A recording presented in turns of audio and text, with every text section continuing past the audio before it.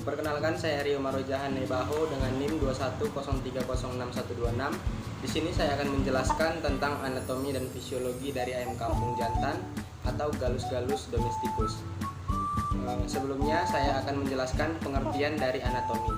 Anatomi adalah ilmu yang mempelajari tentang struktur tubuh makhluk hidup yang berasal dari bahasa Yunani, diambil dari kata ana yang berarti habis atau ke atas dan tomos yang berarti memotong atau mengiris. Jadi pengertian anatomi adalah ilmu yang mempelajari struktur tubuh makhluk hidup dengan cara menguraikan tubuhnya menjadi bagian yang lebih kecil ke bagian yang paling kecil dengan cara memotong atau mengiris bagian tubuh tersebut, kemudian diambil menjadi sampel untuk dipelajari dan diperiksa menggunakan indera atau juga bantuan mikroskop.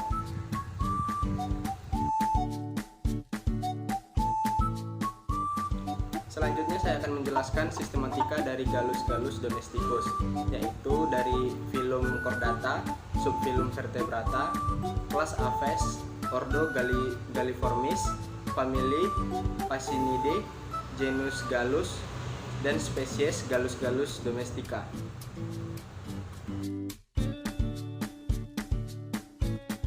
Selanjutnya kita masuk ke dalam struktur tubuh eksternal ayam kampung atau Gallus domesticus yang terbagi atas caput atau kepala, kemudian kolum atau leher, lalu ada trunkus atau badan, kemudian ada ekstremitas anterior atau sayap, lalu ada ekstremitas posterior atau kaki bagian bawah. Lalu yang terakhir adalah bagian kaudal atau ekor.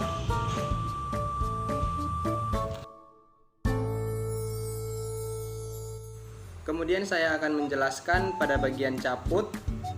Pada bagian ini terdapat rostrum atau paruh, yaitu alat yang berfungsi sebagai mematuk makanan yang terdiri dari maksila atau rahang atas dan mandibula atau rahang bawah. Kemudian ada nares anterior atau lubang hidung ini yang berfungsi sebagai alat pernafasan pada Gallus domesticus. Kemudian ada sera yang merupakan tonjolan kulit yang lunak pada pangkal paruh atas yang di sini. Kemudian ada organon visus atau indera penglihatan atau matanya yang mempunyai dua kelopak mata yang dapat digerakkan, yaitu atas dan bawah. Kemudian ada porus acousticus externus atau lubang telinga yang ini.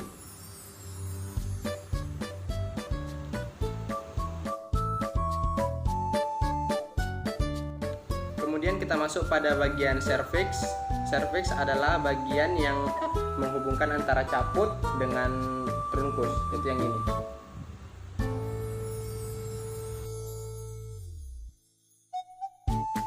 Kemudian kita masuk pada bagian trunkus. Pada bagian trunkus terdapat bulu yang lebat yang menutupi bagian tubuh dari Gallus domesticus. Menurut susunan anatomi bulu terbagi menjadi 3 bagian, yaitu yang pertama ada plumae atau bulu yang berukuran besar, di mana plumae ini terdiri atas 3 bagian, yaitu calamus atau pil, yaitu tangkai bulu yang melekat pada folikel atau kulit. Kemudian ada rachis atau shaft, yaitu lanjutan dari calamus yang merupakan penyokong vexiculum. Yang ketiga yaitu vexiculum atau fane, yaitu bendera bulu yang terdapat di kanan dan di kiri dari rachis. Kemudian ada plumae atau bulu yang berukuran lebih kecil dari plume. Kemudian ada piloplume atau bulu yang berukuran lebih kecil lagi.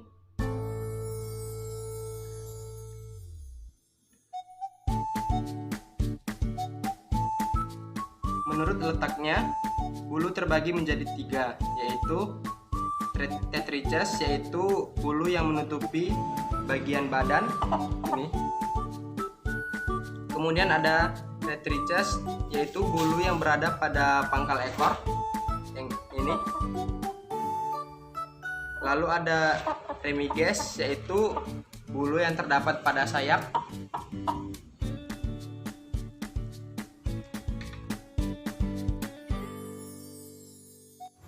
Kemudian kita masuk ke bagian ekstremitas anterior. Pada bagian ekstremitas anterior yaitu terdapat humerus atau tulang lengan atas ini.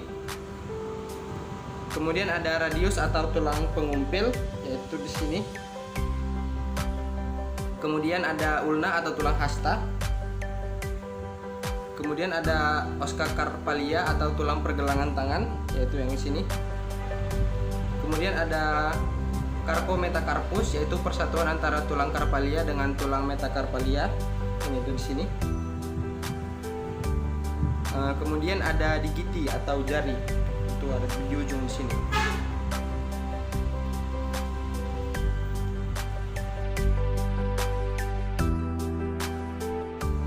Kemudian kita masuk pada bagian ekstremitas posterior.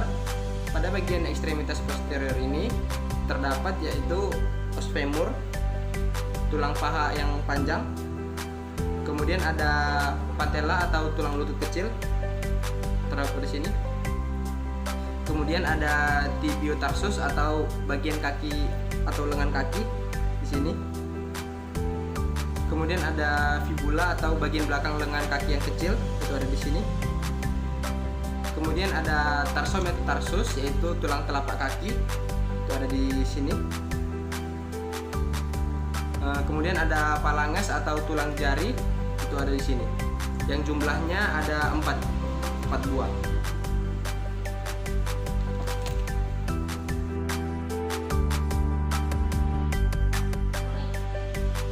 Berikut ini adalah bagian internal dari gallus-gallus domesticus ketika sudah dibedah. Dapat kita lihat yang pertama yaitu ada hati. Ini terbagi menjadi 2 bagian atau 2 lobi. Lalu ada core atau jantung. Kemudian ada gallbladder atau kantung empedu. Lalu ada gizzard atau ampela.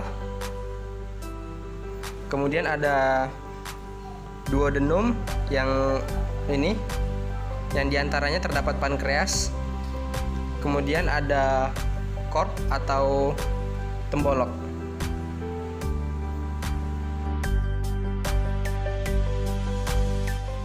Kemudian kita masuk pada bagian sektio atau tubuh bagian dalam pada gallus-gallus domestika, yaitu sistem pencernaan. Pada sistem pencernaan unggas, sistem pencernaan pada unggas dimulai dari cavum oris atau mulut, di mana pada bagian ini adalah tempat untuk masuknya makanan pada unggas. Kemudian lanjut ke esofagus atau kerongkongan, di mana bagian ini berfungsi untuk meneruskan makanan yang masuk melalui paruh, kemudian disalurkan menuju tembolok melalui gerakan peristaltik. Lalu yang ketiga yaitu tembolok atau crop. Pada bagian ini berfungsi untuk menyimpan makanan, sementara sebelum masuk ke proventriculus, terutama saat memakan makanan dalam jumlah yang banyak. Kemudian ada proventriculus. Bagian ini berfungsi untuk mencerna makanan secara enzimatis, yang dimana di sini terjadi sekresi asam lambung oleh HCl dan enzim pencernaan, yaitu terdapat pada sini. Kemudian ada gizzard atau ampela, di mana pada bagian ini bekerja untuk memperkecil ukuran partikel makanan secara mekanik. Kemudian ada intestinum tenue atau usus, yang terbagi menjadi 3 bagian, yaitu duodenum atau usus 12 jari. Kemudian ada usus penyerapan. Di antara duodenum terdapat pylorus atau pankreas yang berfungsi mensekresikan makanan yang masuk ke usus. Kemudian pada jejunum berfungsi untuk meneruskan sisa penyerapan zat-zat makanan yang terjadi di duodenum. Kemudian setelah itu pada bagian ileum berfungsi untuk menyerap makanan menggunakan jaringan fili-fili. Pada usus ini, serat-serat makanan yang telah dicerna berubah menjadi agak sedikit gelap daripada duodenum dan jejunum.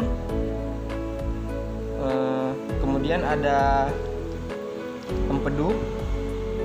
Empedu ini berfungsi untuk membantu penyerapan lemak dan membantu penyerapan vitamin yang larut dalam lemak seperti vitamin A, D, E, dan K, dan memiliki sifat antiseptik untuk memecah lemak.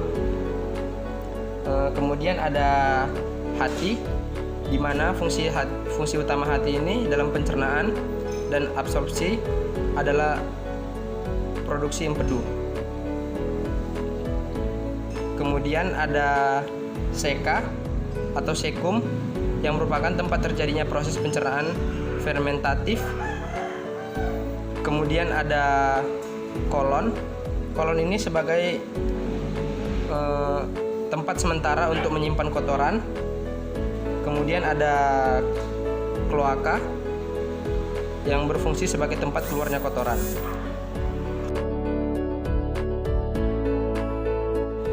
Kemudian saya akan menjelaskan sistem pernapasan pada unggas atau Gallus-Gallus domesticus. Sistem pernapasan pada unggas dimulai dari nares atau lubang hidung, di mana lubang hidung ini sebagai tempat keluar masuknya udara. Kemudian ada covum oris atau mulut. Kemudian ada glotis atau lubang yang terdapat sebelum laring yang berfungsi sebagai katup yang bekerja untuk buka tutup untuk mencegah makanan tertelan cairan dan benda asing lainnya masuk ke paru-paru. Kemudian ada laring, organ yang menghubungkan trakea atau saluran udara dan tenggorokan. Laring berfungsi dalam menghasilkan suara dan mencegah makanan atau minuman masuk ke saluran pernapasan. Kemudian ada bronkus, di mana fungsi bronkus ini untuk melakukan atau menghangatkan dan membersihkan udara di saluran pernapasan. Kemudian ada bronchiolus yang berfungsi sebagai konduksi serta pertukaran gas. Kemudian ada paru-paru, di mana fungsi paru-paru ini sebagai tempat pertukaran oksigen dan karbon dioksida.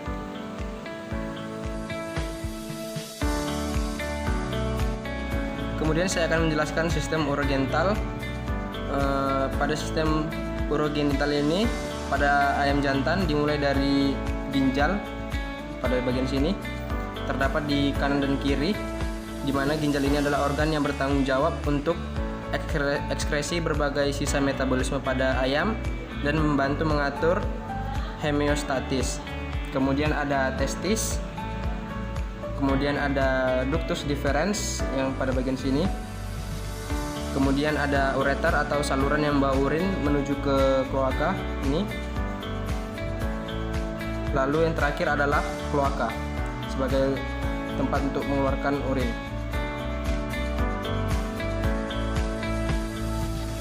Kemudian saya akan menjelaskan sistem saraf pada Gallus-Gallus domesticus. Yang pertama ada cerebrum atau otak besar yang ini. Kemudian ada cerebellum atau otak kecil yang berfungsi dalam mengendalikan gerakan, menjaga keseimbangan, serta mengatur posisi dan koordinasi gerakan tubuh.